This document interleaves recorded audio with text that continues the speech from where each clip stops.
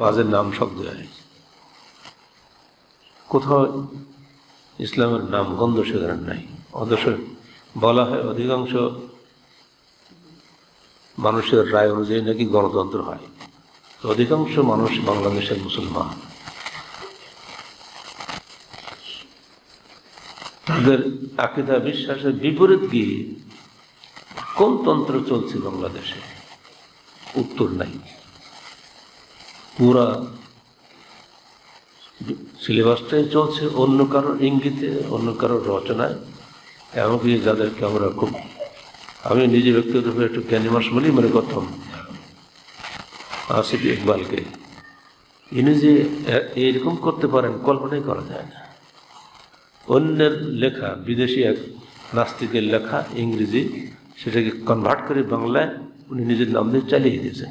এত বড় চুরি ওনার মাধ্যমে হবে কিন্তু কল্পনাই করা যায় না।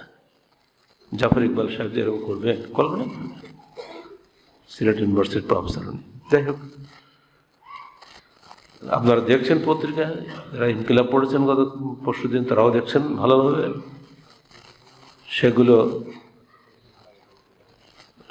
মানে রুচিকর নয়, বলা যায় না। এত নিকৃষ্ট কথাবার্তা সেখানে লিখছে যেগুলো বলা যায় না। শুধু আপনাদের জানানোর স্বার্থে এগুলো তুলে ধরতে হচ্ছে। সবচেয়ে মারাত্মক যে কথাগুলো হচ্ছে যে মানুষের পারস্পরিক লিঙ্গ বৈষম্য দূর করার চেষ্টা করা হচ্ছে। নারী পুরুষ বলে কোনো অস্তিত্বই থাকবে না, সবাই পুরুষ। সমকামিতা শেখানো হচ্ছে সিলেবাসের মাধ্যমে। প্রজনন শিক্ষার নামে কিভাবে নারী পুরুষের মিলন ঘটে, এটা ক্লাসে যদি উঠতি বয়সের ছেলে মেয়েদেরকে একসঙ্গে বসে শেখানো হয়, তার বাইরে যে কী করবে? বহু পূর্বে আমার এই মাদ্রাসায় এক সরকারি কর্মকর্তা আসছিলেন। আর লোকে এত চালাক, ওই কর্মকর্তার জন্মগত আহলে হাদিস, তাকেই পাঠিয়েছে এখানে। তো আমাকে ডাকলো, কী ব্যাপার, আপনি কি, আপনার উদ্দেশ্য কি? এটা কিন্তু বেশ কয়েক বছর আগের কথা, করোনার আগে, কিন্তু এখন সেটা চালু হচ্ছে বাস্তবে একদম ক্লাসে।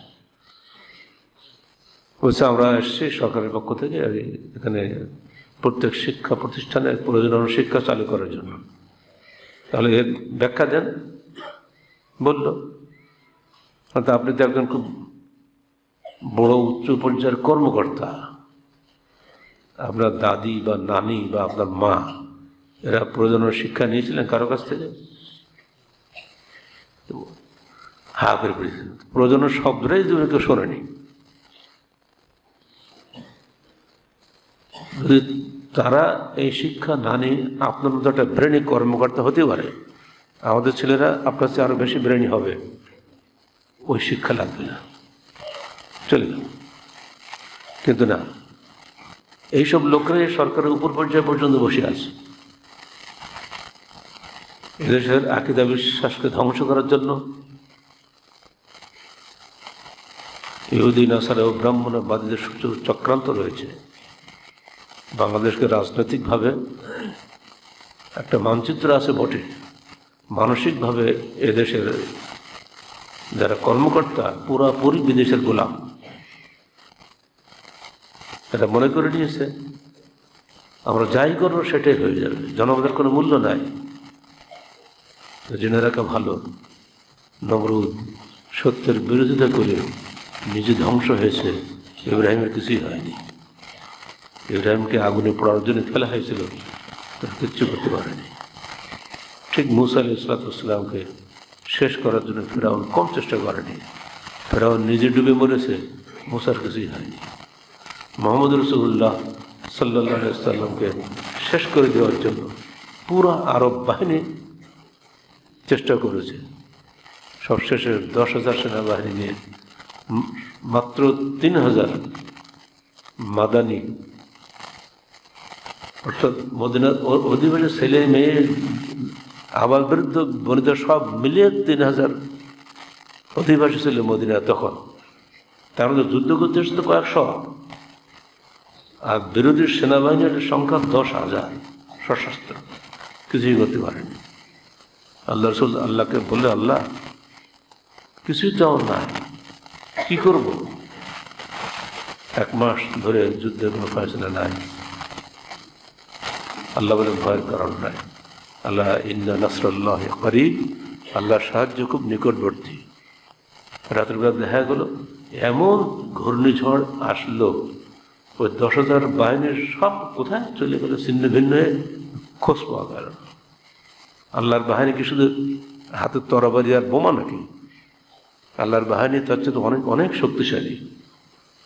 তো আল্লাহর সঙ্গে পাল্লা করতে গেলে যত বড় বিজ্ঞানী আপনি হন, যত বড় ধনশালী আর অর্থশালী আর অস্ত্রের অধিকারী আপনি হন, কুলাতে পারবেন না।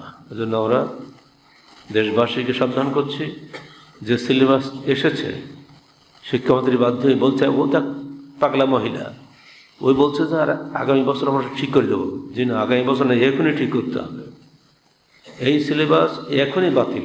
শিক্ষকদের বলবো, এই সিলেবাস তোমরা আদৌ পড়াইও না, ও ফেলে দেওয়া ডাস্টবিনে, কোনো দরকার নেই সিলেবাস। বরং 2-3 বছর আগে যে সিলেবাস ছিল তাই পড়ো, তাও তোমার ছেলেরা ভালো থাকবে। কিন্তু এই সমস্ত বাজে জিনিস ছাত্রদের সামনে তুমি বলতেও পারবে না, শিক্ষক হিসেবে শিক্ষিকারাও বলতে পারবে না। যত মিথ্যা ঢুকেছে কীভাবে পর্দা নষ্ট করার জন্য। এখানে আমি কয়েকটা কাহিনীর মধ্যে খালি 4টি কাহিনী শুনে আপনি বুঝবেন। আপনারা সবাই জানেন রংপুরের পায়রা বন্দের বেগম রোকেয়া সাখাওয়াত হোসেনের গল্প আমরা সবাই জানি, আমরা ছোটোবেলায় পড়েছি। তাকে বলে এদেশের নারী জগতের অগ্রদূত, অথচ এদেশের যারা এগুলো বলে তারা ইসলামের ইতিহাস জানে না। ইসলাম মানুষকে নারী স্বাধীনতা দিয়েছে। নারী সত্যিকার অর্থে অবরোধ বাসিনী ছিল, বন্দী ছিল, কৃতদাসী ছিল আরবদের মধ্যে। তাদের দাসত্ব মুক্তি দিয়েছে ইসলাম। সেই ইতিহাসগুলো জানেন? মহিলাদের নামে কোরআনে একটা সূরা আছে, সূরা নিসা। সেখানকার 76টি আয়াত আগে পড়েন, তারপরে আপনি বলেন নারী স্বাধীনতা, নারী জাগরণ অগ্রদূত রোকেয়া খাতুন না আয়েশা খাতুন, ওখানে পড়েন। এসব ফালতু কথা লিখে মিথ্যা ইতিহাস রচনা করে আমাদেরকে পড়ানো হয়। তো ছোটোবেলায় যা পড়েছিলাম তার চেয়ে এখন দেখছি আরও নোংরা কথা যোগ করা হয়েছে রোকেয়া খাতুনের নামে। রোকেয়া সাখাওয়াত হোসেন উনি নাকি লিখেছেন, অথচ কোনো রেফারেন্স নাই। ওরা কোন বইতে আছে কত কিচ্ছু বলা নেই। তিনি বলছেন যে এক বাড়িতে, ওনার নামই সব বলা হচ্ছে, উনি গল্প করছেন। এক বাড়িতে আগুন লেগেছিল, বাড়ির গৃহিণী যিনি বুদ্ধিগৃহে তাড়াতাড়ি সমস্ত গয়নাগাটি একসঙ্গে বাক্সে ভরে বাড়ির থেকে বেরিয়ে গেলেন। বেরিয়ে গিয়ে দেখেন কিছু পুরুষ লোক আসছে আগুন নিভানোর জন্য। তো পুরুষ লোকের সামনে তো যাওয়া যাবে না, উনি অবরোধ বাসেনি।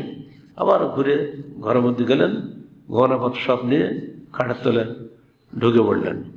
কিন্তু আগুন এত বেশি, পুরো ঘর পুড়ে গেল, খাট পুড়ে গেল, গৃহিণীও পুড়ে গেল, কিন্তু বাইরে এলেন না, যেহেতু পুরুষ লোক বাইরে আসে। এই গল্প রোকেয়ার নামে লেখা হচ্ছে, অথচ এই গল্প রোকেয়া খাতুন কোথায় লিখেছেন প্রমাণ নেই। আর একটা গল্প বানাইছে তার নামে। এক ভদ্রমহিলা কলকাতায় গিয়ে ট্রেন বদলের সময় বোরকা জড়িয়ে প্ল্যাটফর্মের আর ট্রেনের মাঝখানে পড়ে গেছে। ওই মহিলার সঙ্গে তার পরিচারিকা ছাড়া আর কেউ ছিল না। ট্রেন ছাড়বে তখন আশপাশের লোকেরা গিয়ে মহিলাকে উঠাতে চেষ্টা করছে। তো পরিচারিকা তার সঙ্গে যে আছে সে মহিলা বলছে, খবরদার আমার বিবি সাহেবের গায়ে আপনার হাত দেবেন না, উনি পর্দানশীল, উনি মুসলমান। ওই মহিলা হাজারো চেষ্টা করেও ওই গর্ত থেকে উঠাতে পারল না। আধা ঘন্টা চলে গেল, কোনো মতেই উঠাতে পারল না। কিন্তু কাউকে ওর গায়ে হাত দিতেও দিচ্ছে না, যেহেতু বোরকা পরা। ইতিমধ্যে ট্রেন ছেড়ে দিয়েছে, মহিলা পেটে 2 টুকরা হয়ে গেল, কিন্তু পর্দা নষ্ট করা হলো না। গল্প। আর এক গল্প শোনেন, জমিদার পরিবারের 20-25 জন মোটা মোটা কাপড়ের বোরকা পরা মেয়ে কলকাতায় গিয়েছে হজে যাওয়ার জন্য। ওর সঙ্গে একজন হাজি সাহেব আছে, কলকাতা শহরে বহু পুরুষ মানুষ ঘোরাঘুরি করছে চারিপাশে, কী করা যাবে? তো শর্ট থাকে ম্যাট ধুলা হাঁটার জন্য, সে ম্যাট উঠে ওই মহিলা কটাকে উপরে দিয়ে ঢেকে দিল। ম্যাটের তলাতে কেমন গরম লাগে তো বুঝতেই পারছেন। 3-4 ঘন্টা চলে যাওয়ার পরে ট্রেনের টাইম হয়ে গেছে, চলে আসছে যারা ট্রেনে যারা কাজকাম করে, হ্যাঁ এখানে কি বস্তা উঁচু কেন, মারছে লাথি। কিন্তু মহিলারাও ক্যাক করে শব্দ করতে হবে, তো শব্দ করলে পুরুষ লোক শুনে ফেলবে, শব্দও করেনি, ও হস্তে এটা প্রতি বস্তাই হবে, আবার লাথি মারছে। ইতিমধ্যে ওদের সাথে যে হাজির সাহেব ছিল, তিনি নিজেও হাজির যাবেন, দুনিয়ায় পাহারা দিচ্ছিল, তিনি বলছেন দেখো দেখো ওটা বস্তা না, ওর মধ্যে আমাদের মহিলারা আছে, বস্তা না বস্তা না। এইভাবে শতরঞ্জি ঢেকে রেখে দিল, কিন্তু সরাতে বলল না, লাথি খেয়েও মহিলারা একটু শব্দ করল না। এই গল্প নাকি বেগম রোকেয়া লিখছেন তার বইতে। এর বিশ্বাসযোগ্য এগুলো? আর একবার দেখা যাচ্ছে এক লেডিস কনফারেন্সে, সবই এটা হচ্ছে আলিগড়ের ঘটনা। বেগম রোকেয়া আলিগড় গিয়েছিলেন বোরকা পরে, তো ছেলেমেয়েরা সব ধরছে, আমাকে আপনি একটু আমাদের বোরকার ইতিহাস শোনান বাংলাদেশের। তো রোকেয়া গল্প করছে, দেখো আমি এক বিয়ের মজলিসে গেছিলাম বোরকা পরে, এইটা দেখে সমস্ত ভয়ে চিৎকার করে পালিয়ে চলে গেল, সর্বনাশ ভূত আসছে বাড়ি। তারপর আমি একবার বোরকা পরে মোটর গাড়ি চড়ে কলকাতা শহরে ঘুরছিলাম, আমার সঙ্গে আর 4-5 জন বোরকা পরা মহিলা ছিল। তখন আমাদেরকে বোরকা পরা, কালো বোরকা পরা দেখে কলকাতা শহরে যত পুরুষ মানুষ আমার সামনে পড়ে সব দৌড়াইছে, সর্বনাশ, একটা ভূত না অনেকগুলো ভূত ঢুকেছে এখানে। গল্প এই সমস্ত গল্প চালান হচ্ছে বেগম রোকেয়া শওকত হোসেন নামে। অথচ বেগম রোকেয়া শওকতের জীবনে যারা পড়েছেন তারা কখনোই এইসব গল্পের অস্তিত্ব জানেন না। রংপুরে পায়রাবন্দি, এখন গ্রামে পায়রাবন্দি আছে, রোকেয়া শওকতের বংশপালা সব এখন সেখানে আছে, তারা কখনোই এইসব গল্প জানে না। কিন্তু এই বইয়ের তারা জানল কোত্থেকে? এর উত্তর এরা স্রেফ ইবলিস ছাড়া কিছু না। ইবলিসের মাথায় মেলা কিছু আছে। ইবলিস আল্লাহর সঙ্গে তর্ক করেনি, মানে বলা হয় আউয়াল বান কাস ইবলিস, ইবলিসকে বলা হয় ইবলিস তুমি কেন সিজদা করলে না? ইবলিস বলল কেন সিজদা করব? খলাকতানি মিন নার ওয়া খলাকতাহু মিন তিন, আপনি আমাকে আগুন দিয়ে সৃষ্টি করেছেন আর ওকে মাটি দিয়ে সৃষ্টি করেছেন, আগুন কি মাটির কাছে সিজদা করবে? এই আল্লাহর সঙ্গে তর্ক করলো প্রথম ইবলিস। আর এই যুগের ইবলিসরা কোরআনের বিরুদ্ধে তর্ক করে। সবার আগে বিশ্বাস করতে হবে যে কোরআন সত্য। এই বিশ্বাস যদি আপনার না থাকে তাহলে আপনাকে অবশ্যই নাস্তিকদের কাতারে যেতে হবে, আপনি যেখানেই থাকেন। এখন জনগণের কাছে, সারা পৃথিবীর মুসলিম উম্মার কাছে আমাদের প্রশ্ন থাকবে, আপনার কি বিজ্ঞান নামে এই সমস্ত ইবলিসি কথায় বিশ্বাস করবেন? যদি করতে চান করতে পারেন, আপনার কবর আপনার, আমার কবর আমার। কিন্তু বাংলার মাটিতে পৃথিবীর যেখানে যারা মুসলমান আছেন তারা কখনোই এই সমস্ত ফালতু কথা বিশ্বাস করবে না। সমকামিতা, নারী পুরুষের লিঙ্গ বৈষম্য দূর করার এই সমস্ত ফালতু কথা কোনোদিন চলবে না, যতই চেষ্টা আপনি করেন। বাপকে ছেলেরা বাপ বলবে, মাকে ছেলেরা মা বলবে। বাপকে বাপ বলবে আর মাকেও বাপ বলবে, এটা বলা যাবে না, দুটা পৃথক থাকবেই, যত চেষ্টাই আপনার করেন।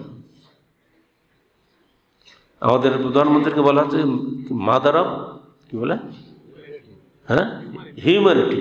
কারণ ওনাকে ফাদার বললো, মাদার কে? মাদার না বলে ফাদার বলেই ভালো। অথবা আমাদের সবাইকে মেয়ে, আসলে আমরা মেয়ে হয়ে গেছি, তাহলে আমাদের কারো কণ্ঠ নাই, জোর নাই, কোনো রকম কিছুই নাই। আমি দু এক সময় বলি যে সুস্ফুট হতো, এটা ক্যাক করবে। দেশে এত কিছু হচ্ছে, এত শিক্ষিত সমাজ, কোনো সাড়া শব্দ নাই, তাদের মরা ছাড়া কি? এত এমপি মন্ত্রী গাদা খারে গাদা গাদা, তারা আছে খালি তোষামত করার জন্য। অন্যায়ের প্রতিবাদ করার মতো কণ্ঠ যেন হারিয়ে গেছে মানুষের মধ্যে থেকে। আমরা আল্লাহকে বিশ্বাস করি। আল্লাহ মানুষ কী করে সৃষ্টি করেছেন, তিনি যেভাবে বলেছেন সেগুলো আপনারা খালি শোনেন। কোরআনের শব্দ বলা যাবে না, খালি আপনাদের রেফারেন্স বলে দিচ্ছি। আমাদের লিখিত নবীদের কাহিনী এক, বাড়িতে থাকলে আজকে যে পড়বেন, আদম সৃষ্টির রহস্য, ইতিহাস সব আমরা সেখানে অত্যন্ত সংক্ষেপে বর্ণনা করেছি। শুধু নবীদের কাহিনী এক পড়ে বহু কমিউনিস্ট হেদায়েত পেয়েছে। আমাদের বিশ্ববিদ্যালয়ে একজন নাম করা প্রফেসর, যারা প্রায় 50 ঊর্ধ্বের বইয়ের লেখক, তিনিও আলহামদুলিল্লাহ হেদায়েত পেয়েছেন শুধু নবীদের কাহিনী এক পড়ি। তিনিও ছিলেন পুরাপুরি নাস্তিক বলা যায়। আপনাদের মধ্যে এরকম নাস্তিক থাকলে তিনিও ইনশাআল্লাহ ফিরে আসবেন, কারণ কোরআনই সত্যের সামনে পৃথিবীর কিছুই টেকে নাই, এটা সবাই স্বীকার করে ফেলেছে ইতিমধ্যে। আল্লাহ বলছেন ওয়ালাকাদ খালাকনাল ইনসানা মিন সুলালাতিন মিন তিন, আমরা সৃষ্টি করেছি, অবশ্যই সৃষ্টি করেছি, লাকাদ মানে অবশ্যই, আমরা অবশ্যই সৃষ্টি করেছি মানুষকে মাটির নির্যাস থেকে। নির্যাস কেন বলা হলো পরে ব্যাখ্যা বুঝতে পারবেন। সুম্মা জাআলনাহু নুতফাতান ফি ক্বারারিন মাকিন, অতঃপর সেখান থেকে শুক্রাণু নির্দিষ্ট স্থানে নিক্ষেপ করা রেখে দিয়েছি, অর্থাৎ বাপের শুক্রাণু মায়ের জরায়ুতে রেখে দিয়েছি গর্ভে। মায়ের গর্ভে মাকিন বলা হচ্ছে, ওটা এমন একটা সুদৃঢ় সংরক্ষণাগার, সেখান থেকে বেরোয় না। সুম্মা খালাকনা নুতফাতা আলাকাতান, অতঃপর ওই নুতফা অর্থাৎ শুক্রাণু, পিতার লম্পমান একবারে লক্ষ কোটি শুক্রাণু বের হয়, ওর মধ্যে একটা মাত্র আল্লাহ পাকে যাকে সিলেক্ট করেন, সে ছেলের হোক বা মেয়ের হোক, ছেলের ক্রোমোজোম এক্স, মেয়ের ক্রোমোজোম ওয়াই, 23টা মায়ের 23টা বাপের, এই 23টা বাছাই করে করে আল্লাহ ঠিক বাছাই করে একটাকে মায়ের গর্ভে রেখে দেন, ওকে একসময় বলা হবে জনন কোষ। লক্ষ কোটি শুক্রাণুর মধ্যে একটা মাত্র জনন কোষ থাকবে, সেটা মায়ের গর্ভে আসবে, মায়ের ডিম্বাণুর মধ্যে ওটা ঢুকে যাবে। ঠিক মায়েরও ওরকম থাকে, তার সঙ্গে ঠিক সেটা মিলে যাবে। আর ঠিক এটাও 23, ওটাও 23 ভাগ করে করে আসতে হবে, এখানে 23-24 হলে হবে না। এগুলো ভেতরে বৈজ্ঞানিক ইতিহাস যারা জানেন তারা বুঝতে পারছেন একটা সন্তান হওয়ার ইতিহাস কত কঠিন। কোরআন বলে দিচ্ছে, অতঃপর আমি ওর গায়ে আলাকা, ওটাকে রক্তপিণ্ড বানাই। প্রথম 6 দিন বুদ্বুদ আকারে থাকে, এরপর এটা রক্তপিণ্ড হয়। তারপরে মধুগা গোশতপিণ্ড হয়, এর মধ্যে হাড়ও তৈরি হয়, গোশত তৈরি হয়, আর অনেক কিছুই হয়। মিনবাদ মুদগাতিন ইযা ফাকাসাওনা ইযামা লাহমা, এই হাড়ের চারিপাশে গোশত দিয়ে আমি পোশাক পরিয়ে দিই, অর্থাৎ গোশত হলো হাড়ের পোশাক। সুম্মা আনশানাহু খালকান আখার, অতঃপর একেবারে একটা নতুন জীবন আকারে আমরা সেটা সৃষ্টি করি। ফাতাবারাকাল্লাহু আহসানুল খালিকিন, মহাপবিত্র তিনি কতই না সুন্দর সৃষ্টিকর্তা। অথচ বাপ মা জানতেও পারছে না যে 9 মাস মায়ের পেটে কি তৈরি হচ্ছে।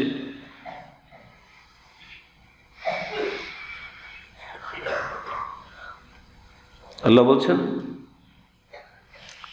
ইন্না খালাকনাল ইনসানা মিন নুতফাতিন আমশাজিন নাবতালিহি ফাজআলনাহু সামিয়্যাম বাসীরা, এটাও সূরা দাহর মাদানী 2 আয়াত।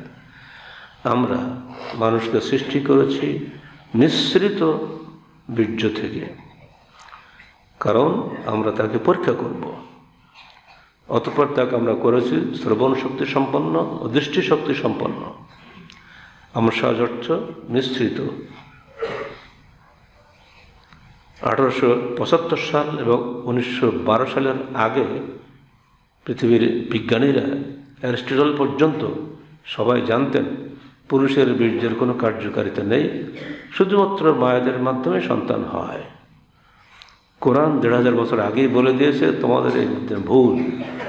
মায়েরও ভূমিকা আছে, বাপেরও ভূমিকা আছে। আর এটাকে প্রমাণ, এটা যে বিজ্ঞানীদের এই বক্তব্যটা যে ভুল, রসুলের একটা হাদিসটা প্রমাণ করে দিয়েছে। অনেকে মনে করেন হাদিস মানার দরকার নেই।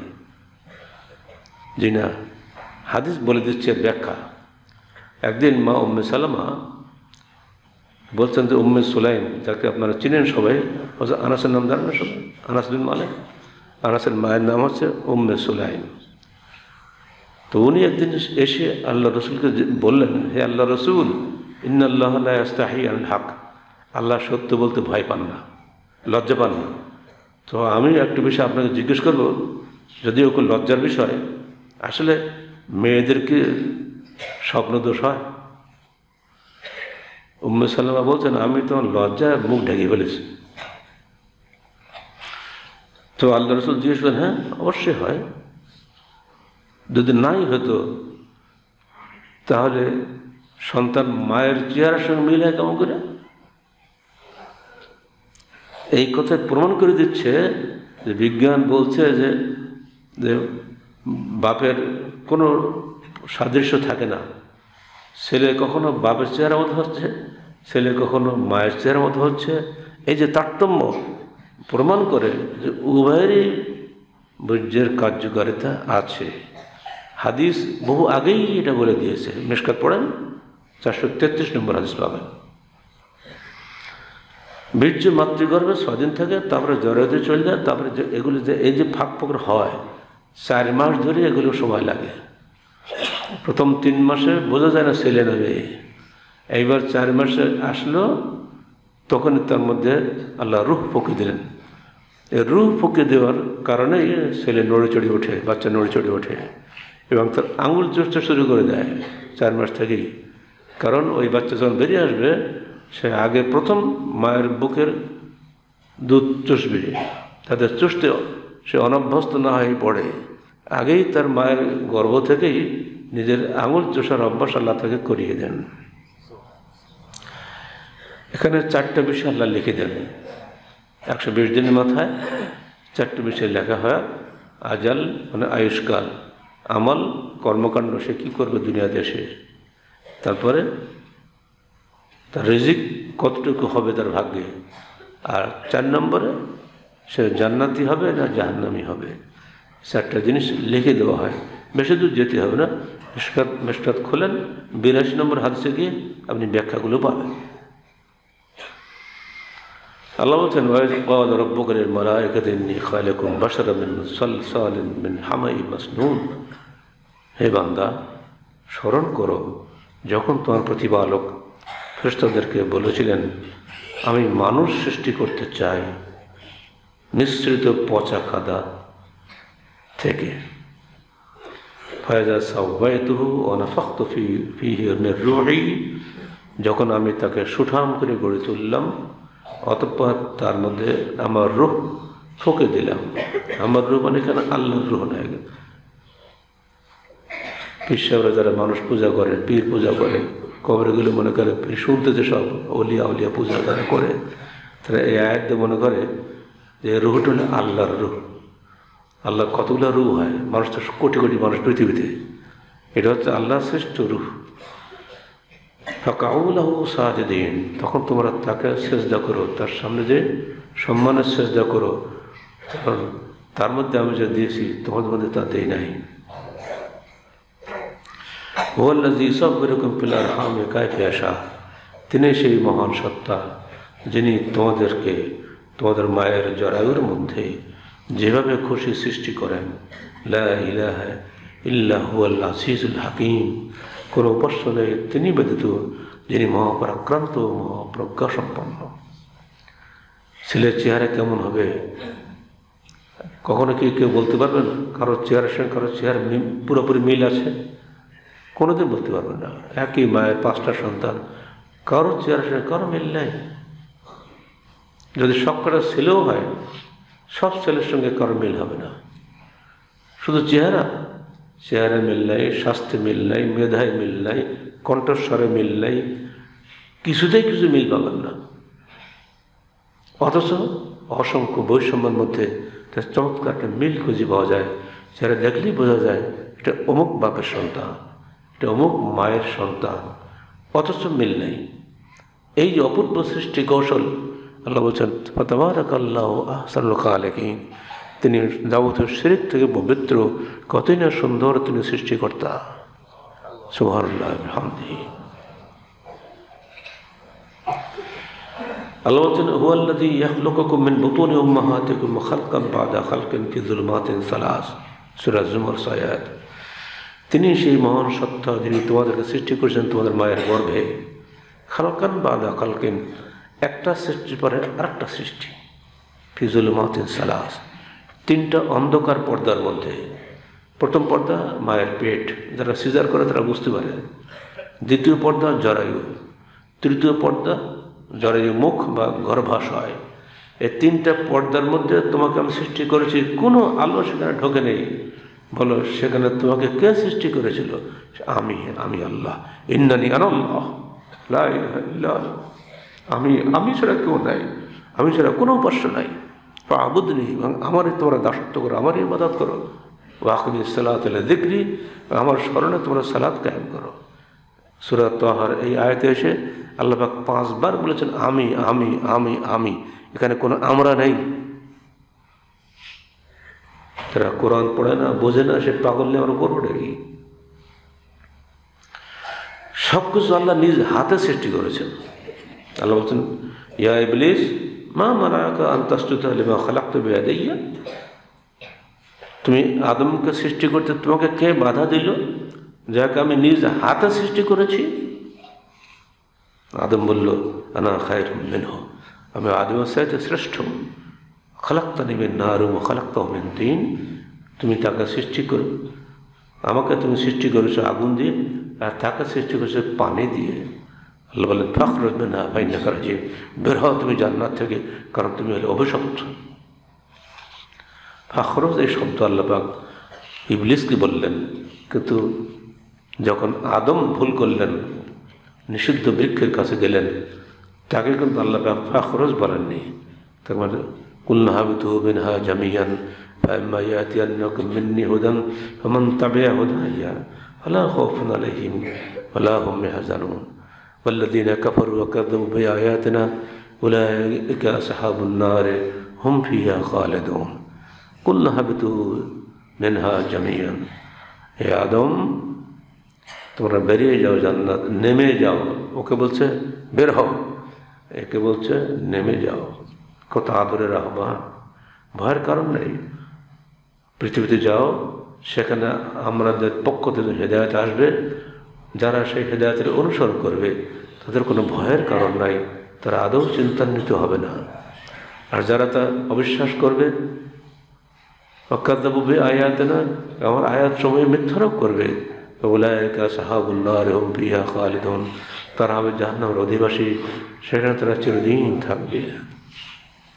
সূরা বাকারা পড়েন 30 থেকে 39 আয়াত। এই 8-9 আয়াতে মানুষের সৃষ্টির ইতিহাস বর্ণিত হয়েছে, এমনকি কোরআনে অসংখ্য জায়গাতে বর্ণিত হয়েছে।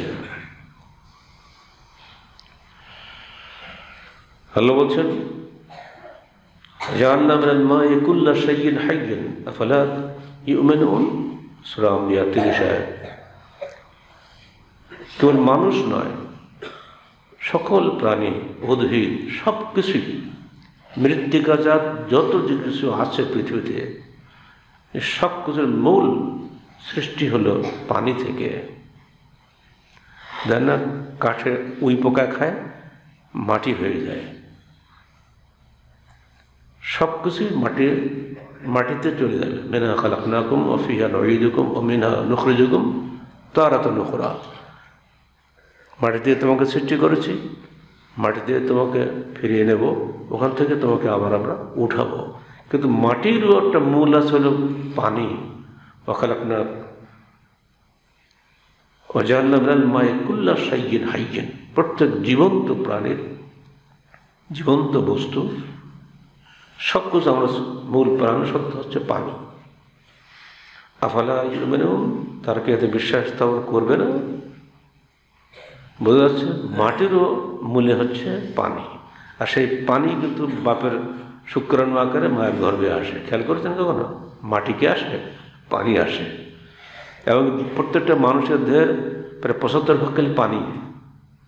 এই দেহ চামড়াটা হাড়াড্ডি যা দেখছে না, হিসাব করে দেখেন যে সব পানি আর পানি। হুয়াল্লাযী খালাকা মিনাল মাই বাশারান ফাজআলাহু নাসাবান ওয়া সিহরান ওয়া কানা রাব্বুকা কাদিরা, সূরা ফুরকান 54 আয়াত। তিনি সেই মহান সত্তা যিনি পানি থেকে মানুষকে সৃষ্টি করেছেন, অতঃপর তাকে পিতার বংশ ও মায়ের বংশ অর্থাৎ শ্বশুর বংশ উভয় বংশের সংযোগে পুনরায় মানুষ সৃষ্টি করেছেন। অকাল রব্বকা কাদিরা, মনে রেখো তোমার প্রতিপালক সর্বশক্তিমান। আদমের বাম পাঁজর থেকে একটু অংশ নিয়ে হাওয়া সৃষ্টি। যেন আদম অর্থ মাটি, তাহাতে আদিমা মিসামা, আর হাওয়া মানে জীবন্ত। যেহেতু জীবন্ত আদমের পাঁজর থেকে হাওয়া সৃষ্টি, এদের নাম হচ্ছে হাওয়া। আর এজন্য নারী জাতি প্রকৃতিগতভাবেই পুরুষের অনুগত, এটা থাকতেই হবে, তাকে ওইভাবে আল্লাহ সৃষ্টি করেছেন। এজন্য অন্য আতেশা আর রেজাউল কাওয়ামুন আলান নিসা, পুরুষেরা নারীদের অভিভাবক বা কর্তৃত্বশীল যেটাই বলেন। শক্তির দিক দিয়ে, বিভিন্ন দিক দিয়ে, অবশ্য মেধার দিক দিয়ে অনেক সময় পুরুষের উপরে মেয়েরা চলে যাবে, তাদের অনেক কাজ হয়েছে। বহু পুরুষ মেধার দিক দিয়ে নারীর চেয়ে নিচে, এটা বড় কথা নয়। এমনি সামাজিক জীবনে চলাফেরা, এমনকি পারিবারিক জীবনে চলাফেরা করতে গেলেই শক্তির সামর্থ্যে যেহেতু পুরুষের আল্লাহ পাক বেশি দিয়েছেন, পুরুষ যেহেতু বাহিরে ভরণ পোষণের দায়িত্বে, সে কারণেই বলা হয়েছে কাউবাহুনা, তারা তাদের অভিভাবক। এবার আসেন মানুষ সৃষ্টির 3টে পর্যায়ে নির্ধারণের জন্য।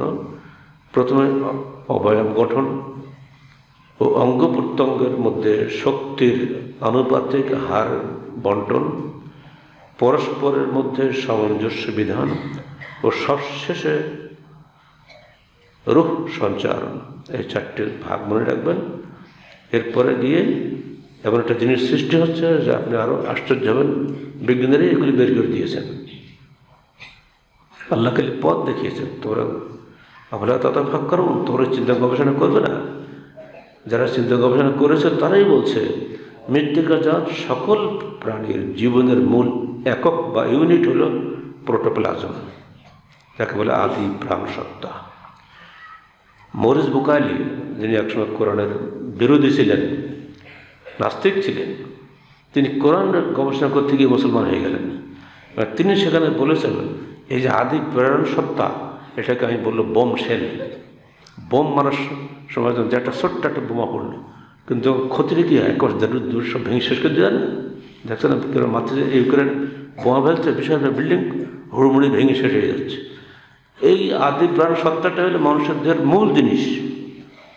এইটা যার যেমন সে তেমন মানুষ হবে, বিশাল দেহের কোনো মূল্য নেই। আসলে ওইটা সেখানে বলছেন, তিনি ব্যাখ্যা দিচ্ছেন এর মধ্যে 20টা উপাদান থাকে। 12টা হলো প্রথম 4টা হলো প্রচুর পরিমাণে। কি কি? অক্সিজেন, নাইট্রোজেন, কার্বন, হাইড্রোজেন প্রচুর পরিমাণে প্রত্যেক মানুষের দেহে আছে। বাকি 8টা রয়েছে সাধারণ সমপরিমাণে। Magnesium, sodium, potassium, calcium, phosphorus, chlorine, sulphur, iron. এছাড়াও আরও 8টা রয়েছে যেগুলো স্বল্প পরিমাণে। এই মোট 20টা উপাদান সংমিশ্রিত করে জীবনের একটা কণা, প্রোটোপ্লাজম যাকে বলা হয় একটু আগে, এটা তৈরি হয়। জনৈক বিজ্ঞানী 15 বছর এগুলো এই 20টা গ্যাস এক জায়গায় 15 বছর চেষ্টা করেছে এটা মানুষের প্রেরণাসত্তা বানাতে পারে কি না। শেষে তিনি নিজেই মুসলমান হয়ে গেছে। বাবা, এ মানুষের পক্ষে সম্ভব না। বলুন আলহামদুলিল্লাহ। কোরআন যত গবেষণা করবেন ততই আপনি দুঃখ করে ضرب لنا مثلا ونسي خلقه قال من يحيي العظام وهي رميم قل يحييها الذي أنشأها أول مرة وهو بكل خلق عليم। সূরা ইয়াসিন 78-79 মাক্কি জীবনেই তারা অস্বীকার করেছিল আল্লাহকে বা কোরআনকে। আইজা মিতনা ওয়া কুন্না তুরাবান যালিকা রাইয়ুম বাঈদ, আমরা মরে যাব, মাটি হয়ে যাব, হাড়াহাড্ডি হয়ে যাব, এরপরে আবার জীবিত হব, এটা কি সম্ভব? তাদের প্রশ্নের উত্তরেই কিন্তু আয়াতগুলোর নাজিল হয়েছে। আল্লাহ বলছেন দ্বারা বলে না মাসালান, আমাকে নিয়ে ওরা নানা উপমা দিচ্ছে, অথচ নিজের সৃষ্টিকে সে ভুলে যাচ্ছে। দেখো তো বান্দা, তুমি নিজে কীভাবে সৃষ্টি হয়েছে ওটা নিয়ে গবেষণা করো। এই জন্য সায়েন্সের ছেলেদেরকে আমি বেশি পছন্দ করি, বিশেষ করে যারা বায়োলজিস্ট ছেলেগুলি, যারা চিকিৎসা বিজ্ঞানে যারা লেখাপড়া করে, তারা আল্লাহ সৃষ্টিতত্ত্ব সম্পর্কে সবচেয়ে বেশি জ্ঞান রাখে অন্য সবার চাইতে। আমরা আলেমদেরকে বলবো শুধুমাত্র কোরআন হাদিস পড়বেন তো বটেই, ও রিসার্চে ঢোকেন, বিজ্ঞানের সাইডটা ভালো করে দেখেন, ইনশাল্লাহ অনেক কিছু খোরাক পাবেন। এই জন্য আমরা প্রায় বলি আমাদের 30তম পারা তাফসীরুল কোরআন, 30তম পারা আমপারা, যেটা এটা প্রত্যেক ঘরে ঘরে থাকা উচিত, জ্ঞানী ব্যক্তিদের পড়া উচিত, অনেক কিছু পাবেন সেখানে আপনারা।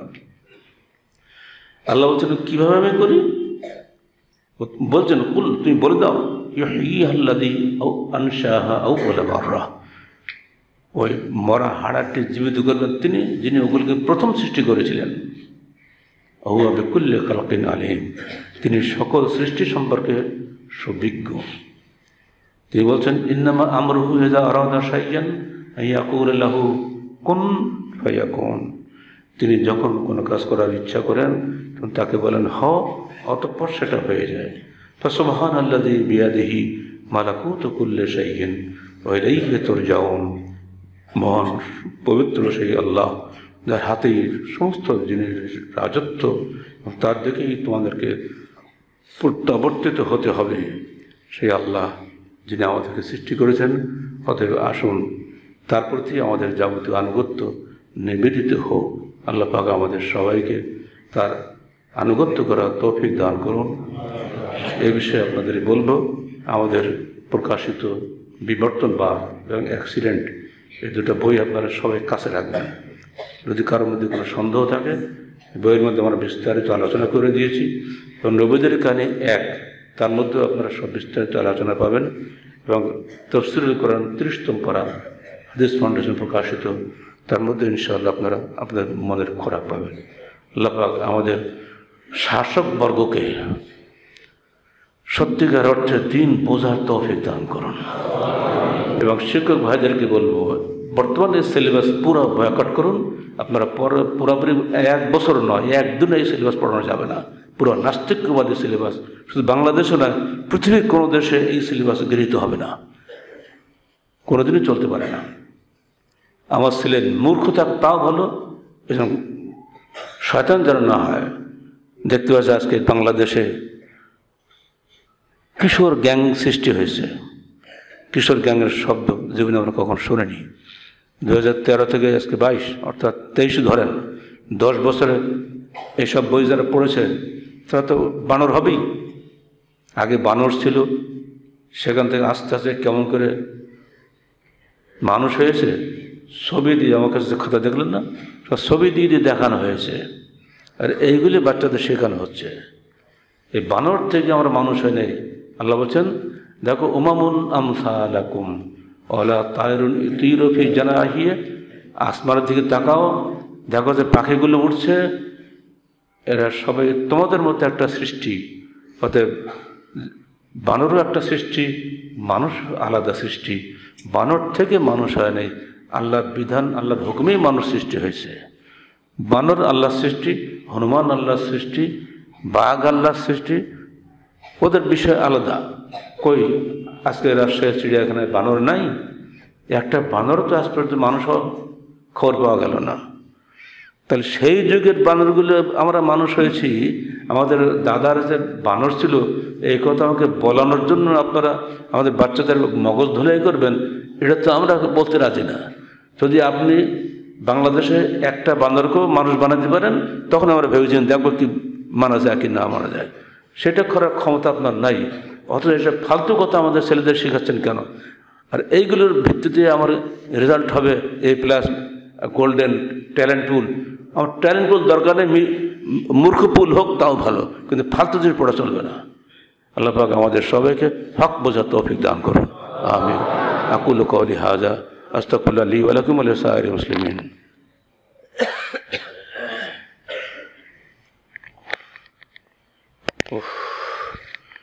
আলহামদুলিল্লাহ নাহমাদুহু ওয়া নাস্তাঈনুহু ওয়া নাস্তাগফিরুহু ওয়া নু'মিনু বিহি ওয়া নাতাওয়াক্কালু আলাইহি ওয়া নাউযু বিল্লাহি মিন শুরুরি আনফুসিনা ওয়া মিন সাইয়্যাতি আ'মালিনা মান ইয়াহদিহিল্লাহু ফালা মুদিল্লা লাহু ওয়া মান ইউদ্লিল ফালা হাদিয়া লাহু ওয়া নাশহাদু আন লা ইলাহা ইল্লাল্লাহু ওয়াহদাহু লা শারীকা লাহু ওয়া নাশহাদু আন্না মুহাম্মাদান আবদুহু ওয়া রাসূলুহু إن الله وملائكته يصلون على النبي يا أيها الذين آمنوا صلوا عليه وسلموا تسليما اللهم صل على محمد وعلى آل محمد كما صليت على إبراهيم وعلى آل إبراهيم إنك حميد مجيد اللهم بارك على محمد وعلى آل محمد كما باركت على إبراهيم وعلى آل إبراهيم إنك حميد مجيد اللهم انصر من نصر دين محمد صلى الله عليه وسلم وجعلنا منهم وخذل من خذل دين محمد صلى الله عليه وسلم ولا تجعلنا منهم عباد الله رحمكم الله إن الله يأمركم بالعدل والإحسان وإيتاء ذي القربى وينهى عن الفحشاء والمنكر والبغي يعظكم لعلكم تذكرون واذكروا الله يذكركم وادعوه يستجب لكم ولذكر الله تعالى وأعلى وأعز وأجل وأتم وأهم وأكبر